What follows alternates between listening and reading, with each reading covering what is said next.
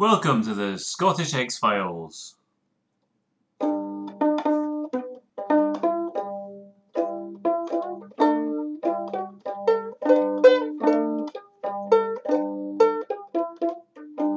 Scottish X-Files are reporting on UFO activity at Gorebridge, and let me tell you that there's been quite a large amount of UFO activity happening at Gorebridge, 15 miles south of Edinburgh.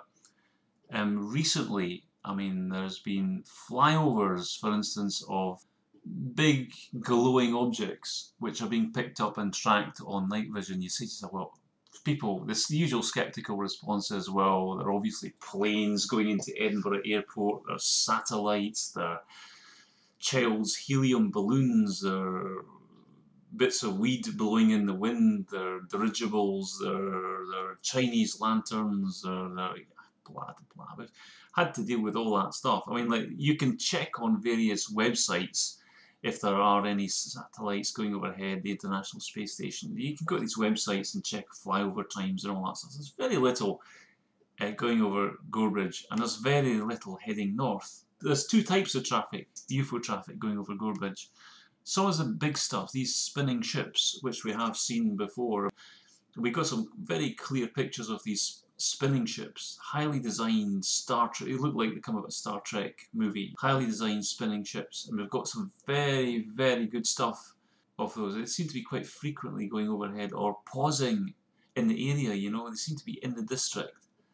They don't just go from A to B overhead. You know, some of them are maybe they're dropping off, maybe they're picking up. I don't know, but it does seem to be that they do seem to hang about long enough to get good pictures of them before they head off. You know, so this stuff's going overhead.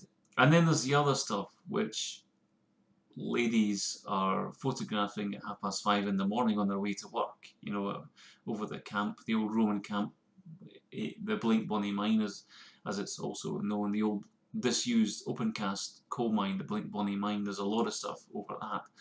People see all sorts of Christmas tree lights in the woods there, and it isn't just the locals having a buckfast party or the local bikers revving out and all that stuff. People are reporting phenomena there, parked up ships over the top of the hill itself. Quite frequently, people taking pictures, footage of stuff over the top of that hill. Now, just is there a base inside it? And to the best of my knowledge, the only thing inside that hill is a local water pumping station. So I don't know what the aliens have got to do with a local water pumping station. Probably nothing, but you know, there doesn't seem to be anything but conventional activity on view when you go up there. A pig farm. You do see evidence of some kind of medieval reenactment society on top of Gowks Hill. When you go up there, you see these cardboard cutouts of knights in shining armour and stuff like that, and you say to yourself, well, maybe that might explain all the weird photographs of people in strange alien costumes, because it's obviously just some sort of medieval reenactment. But to the best of my knowledge, they didn't really have vampires attending country fetes during feudal times and all that stuff. So there's a plausible deniability of there's some association of medieval reenactment going on the top of Gowks Hill. But I just have to say that a lot of the stuff you see photographed on Gowks Hill has got nothing to do with medieval reenactment. A Gowk, by the way, is generally termed to be a sort of man in a fey state of mind.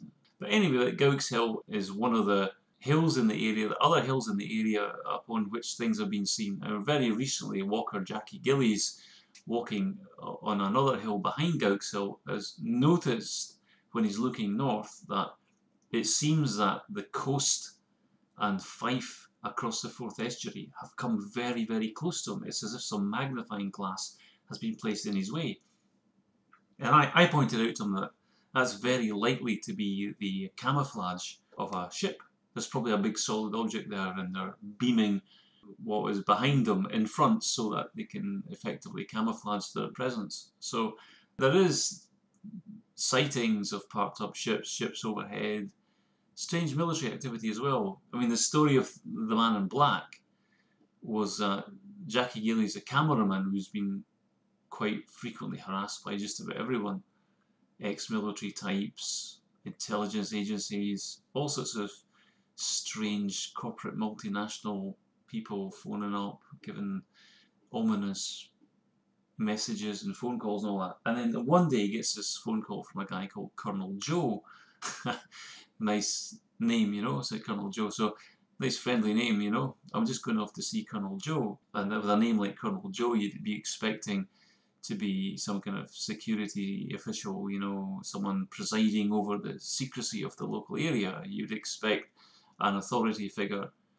And usually men in black types tend to be authority figures, you know, they tend to be archetypes that we're sort of afraid of, the bogeyman. So anyway, the bogeyman has got a kind of friendly face in the name of Colonel Joe. He's a man in black. From all descriptions, he was an oldish man in grey tweeds driving a classic black Bentley.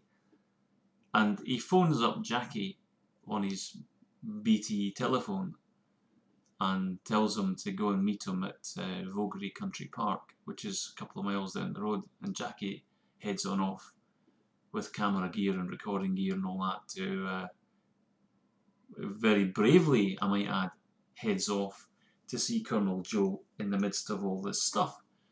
And he's only about a mile down the road, up some back country road, when this black Bentley pulls up beside him, pulls to a stop, and out steps the elderly Colonel Joe, man in black, authority figure, who produces some sort of Star Wars device that he puts on top of his engine hood, you know, and tells him that this device is going to neutralise all the surveillance that might be following him or picking up the conversation, all that sort of stuff.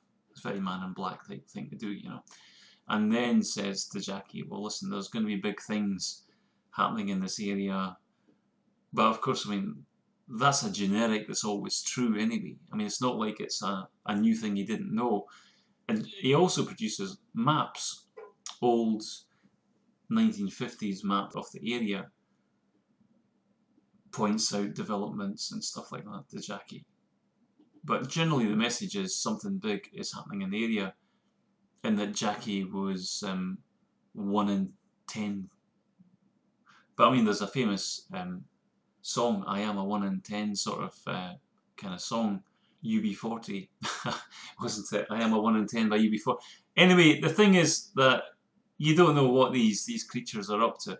But anyway, in the light of all the weird harassment from Colonel Joe, I thought, well, I better go up there and have a look. And I drove up to the camp in my car, and sure enough, this black Bentley with a guy in grey tweeds in it passes me by, and I get an enigmatic smile from Colonel Joe. Tends to be all sorts of stuff going on in that locality. And these days you will see a lot of people have taken the hint and gone on with their backpacks and their maps and their sat-navs and stuff like that, and they've gone and have a good look about the place. People have been doing that, which is great. And you can tell from both Jackie Gillies' footage on YouTube is Skywatcher Scotland, and my own stuff on YouTube is Outshore. And if you go to our sites, you'll get links to people that have also been there and filmed as well, like the ex-Special Forces guy called AJ000 Ops or whatever it was. And he's got some night footage of weird flashes happening in the town and stuff like that. So places suddenly lighting up and, you know, glowing lights moving about and stuff like that. There is definitely stuff happening in Gorebridge. The problem is that, you know, a lot of people don't feel inclined to talk about it. Understandably so. Even today, in this age of the internet, people don't feel that inclined to talk about it because there's a stigma attached to all that sort of stuff. You know, oh, you're away with it, sort of thing, or maybe just don't want that stuff coming to their door. But at the end of the day, they've been taking photographs of all sorts of stuff flying about. And Jackie Gillies has got pictures. He just stands on his doorstep, filming stuff, all shapes and sizes flying about low. Stuff the size of toasters or washing machines. That's kind of sizes flying about fast. You get spaceships of all shapes and sizes. Most recent and interesting thing to come out of the Gorebridge area is the sight of some strange superstructure over the Gorebridge area. I think between Gorebridge and Carrington actually, and it's over those fields. There does seem to, something just seems to sort of detune slightly. It comes out of, it switches off its cloaking device or whatever it is, and it just detunes, and you can see a UFO has been filmed docking with some big superstructure. We don't know how long that stuff's been there, probably centuries, you know, it's probably just business as usual for the local aliens, but it's quite intriguing, I think, that we can film it now, we can go there, the aliens really don't care that much about it. I know that Jackie did actually film that superstructure again on some new equipment, and he was unable to open the resulting video file. Could be that some formatting problem took place, but there is stuff happening. These weird helicopters that go about, black helicopters, just kind of, not exactly on routine filming. A former flight sergeant in the RAF has identified that some of the camera gear on these black helicopters are far from routine filming, and there is some very strange stuff flying about. I know that Jackie has witnessed some, almost like a light aircraft, but a kind of hovering light aircraft with lightning coming from its wingtips, which is quite a sight. That, yeah, that's a very gothic looking sight. That there's the guy from Newton Grange. He was in the Midlothian Advertiser, saying that he saw this kind of ring of fire over Newton Grange, Gorebridge. There is definitely stuff happening, and it's been happening for years, and more people maybe thinking about talking about it, but to get them to really say something, that there are a few people, we've got about maybe 10 or 12 people who are reporting, but there are many more people in Gorebridge are picking up stuff. Maybe they just, hopefully, maybe they think if they're going to ignore it, it's going to go away, and maybe it will, but you might have to take 200 or 300 photographs and go back over them later on, and you'll see something behind some trees somewhere that you haven't noticed, or an alien running about, or some little droid mouse snap some droid in a split second, or something floating about the trees at tree branch level of the treetops and all that. You will pick up stuff if you go there. But Jackie Gillies has got his cameras on every night, and every night it's clear, definitely, is filming stuff. I just always wondered why Gorebridge never quite had the same level of acceptance or acknowledgement in the UK UFO establishment. I can see why, because I mean, whereas the Bonnybridge stuff might have stopped because the incinerator plant that was producing dioxins maybe shut down, maybe the aliens weren't interested in checking up on humans anymore and the dioxin levels. It might be that in Gorebridge this stuff's just been there a long time, it's ancient, and it's in amongst the sort of locality, 10, 20 square miles, who knows, it's just, there's a lot of it. And there's all sorts of equipment to be seen parked about the fields there and stuff like that. It gives you an idea that there might be other stuff parked about that we're not quite seeing. But if all that stuff's parking up like a car park, there must be some underground scenario to this area that is accessible. I have been getting contact from people that think that they should just be entering into the cavern systems around there and all that sort of stuff. I have to point out several things about Gorebridge, just from a set the record straight, that some of that stuff's private property and laws of trespass apply. There are surreptitious electric fences here and there as well.